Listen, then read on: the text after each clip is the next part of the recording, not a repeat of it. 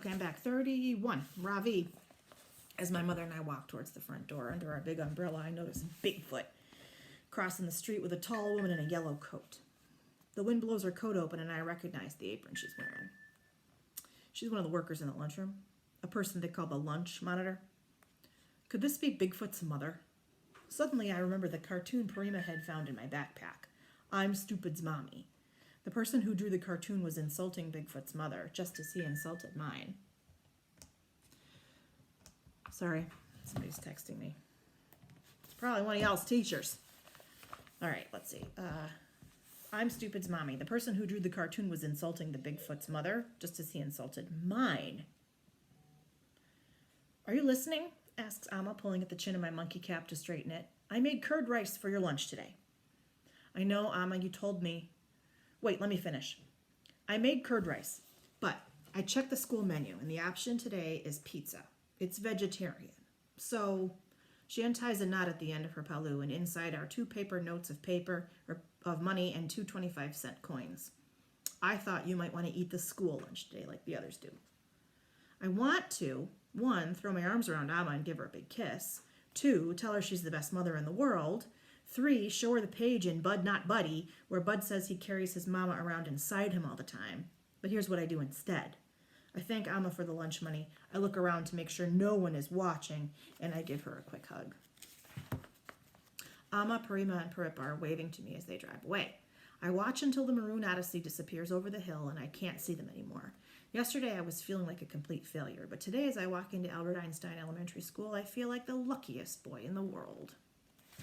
32 is Joe. Dylan Samreen jumps out of the back of a black Mercedes, 3 cars down the line. It has one of those vanity license plates that you have to pay extra for. It says, "Envy me." Inside, I can see his mother looking in the mirror on the back of the sun visor as she puts on her lipstick. My mom only wears lipstick when she's going to a party. She looks better without it. The wind is blowing, and it's really pouring now. Everybody's honking their horns because Ravi's mom's minivan is blocking all the traffic. Do you need your earplugs? My mother asks me. I shake my head. I'm okay.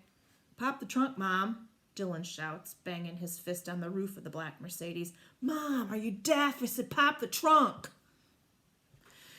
The trunk finally opens, and Dylan leans in and pulls out a big cardboard box. He wraps his arms around it and walks away without bothering to close the trunk. Mom and I look at each other. Then I run over and close the trunk. Mrs. Samreen doesn't say anything. She just flips her visor back and drives away. Well, I know why Dylan is the way he is, huh? Have I already told you I think you are one terrific kid? My mom says a minute later as we walk through the front door. She heads off to the cafeteria, and I start walking down the hall towards room 506. Ravi is walking in front of me. He has pulled this weird hat off his weird red hat and is trying to comb his hair down flat with his fingers. It's not working very well. Dylan Samreen is standing by the door when we get there. Morning, ladies, he says, flashing one of his evil crocodile grins. Welcome back. We both ignore him. Ravi goes straight to his desk. I notice he's carrying a small package wrapped in the same kind of brown paper as his math notebook is covered in. I put my hand in my pocket and feel the little glass dish. It seemed like such a good idea when I told my mom about it in the car, but now I'm not so sure. What if nobody gets it? Before we begin, boys and girls, Mrs. Beam announces, I'd like for you to place your personal reflection objects on your desks and bring your explanation cards up here and put them in this basket. There's no turning back now. I hang up my raincoat, carry my glass dish over to my desk, and then I dig around in my backpack till I find the plastic bag containing the object. I had picked it based on its perfect shape and color, and after examining it carefully to make sure it hadn't cracked or chipped on the way to school, I put it in the dish to take the index card with my sentence written on it up to Mrs. Beam. I'm looking forward to seeing what you brought in today, Joe, she says as I drop my card into the basket, and she smiles at me. I don't know why, but there is something about that smile that gives me some hope. Maybe Mrs. Beam will like the idea I came up with for my project. Maybe she'll realize I'm not really a pain in the neck who doesn't pay any attention. Maybe she'll even write something nice about me on my report card at the end of the year the way Mr. Barnes did. But apparently, none of those maybes are supposed to happen, at least not to me, because when I get back to my seat, the little glass dish is empty. Ravi. Dylan Sammarine is standing near the door when I arrive at 5:06. I ignore him and his crooked Shakti Kapoor teeth and take my seat. Place your personal reflection object on your desk and bring your explanation cards up here and put them in the basket, Mrs. Beam tells us. Before I can unwrap my packet, I first need to wipe off my glasses, which have become clouded up from the weather. Alma gets upset with me if I use anything than the special wiping cloth that Dr. Batra gave me to clean my glasses, so I open my backpack and I pull out the cloth. Just as I'm about to remove my glasses, Dylan Sammarine reaches around me and snatches something off of Bigfoot's desk. But not before I have seen what it is that he has taken. Joe. It's my own fault. I should have known better than to leave anything on my desk when there's known kleptomaniac sitting 2 feet away. So much for impressing Mrs. Beam with my great idea. All I have left is an empty dish, which is exactly what I feel like at this very moment. Ravi has left his package sitting unopened on his desk while he takes his card up and puts it in the basket. Lucky for him, Dylan's too busy unpacking his own box to notice. Mrs. Beam starts talking to Ravi about the Indian cookies that his mom made for her, but I get distracted when I see what Dylan Sammarine has brought. It's a big plastic yellow star with a picture of, what else? Dylan Sammarine's face glued to the center of it. Perfect. I watch as he rips open a package of AA batteries and loads a bunch of them into the back of the star. When he's finished, he sets it on his desk, pushes the on button, and the whole thing lights up and starts playing Ghetto Superstar. Lucy Mulligan and her little girlfriends come running over, and pretty soon they're all dancing around Dylan while he sings to the music. His singing is really bad, but the girls don't care.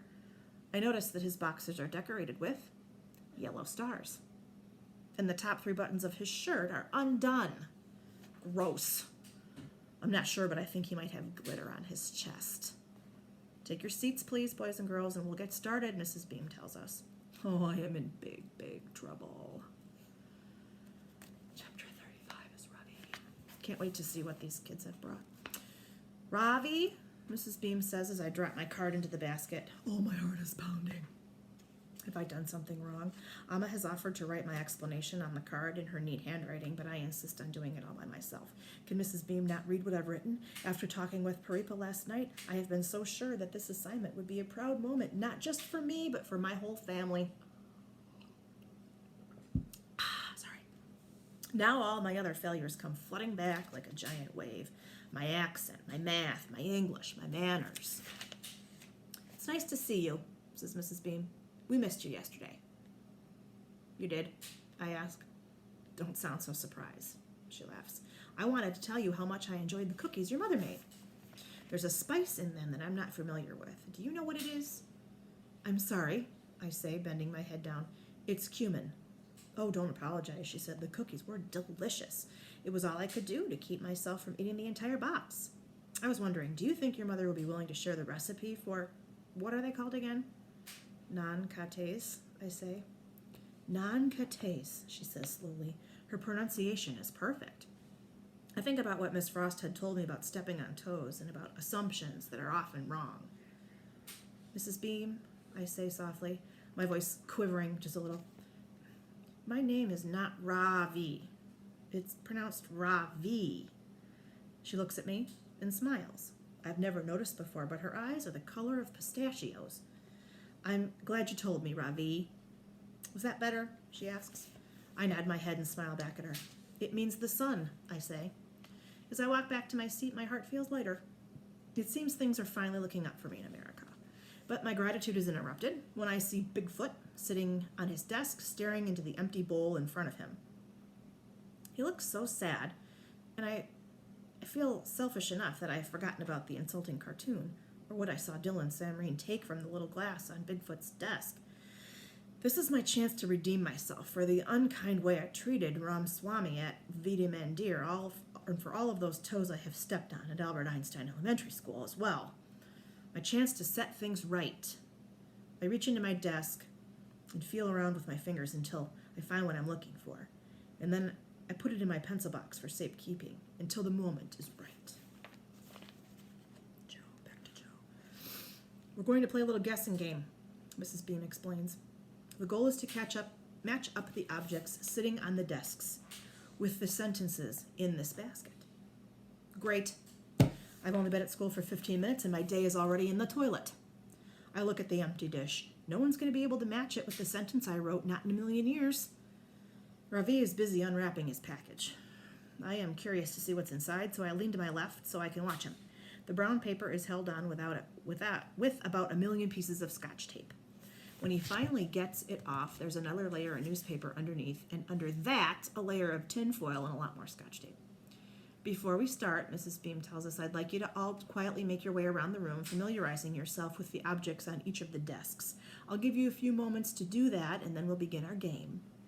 Miss Frost always says the best place to start is at the beginning, so I go over to the first desk in the first row. Amy Yamaguchi brought a teddy bear, or at least I think that's what it was. It's a little hard to tell because it's gray and it doesn't have any stuffing left in it. Not only that, the face is completely worn off. Whatever it is, it's ancient and probably doesn't smell too good up close.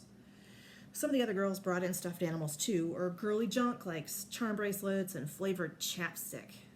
A lot of the boys picked video games or sports stuff, including Tim O'Toole, whose personal reflection object is his own very front tooth. Everybody knows the story. It got knocked out last winter sliding into the goalpost during a hockey game.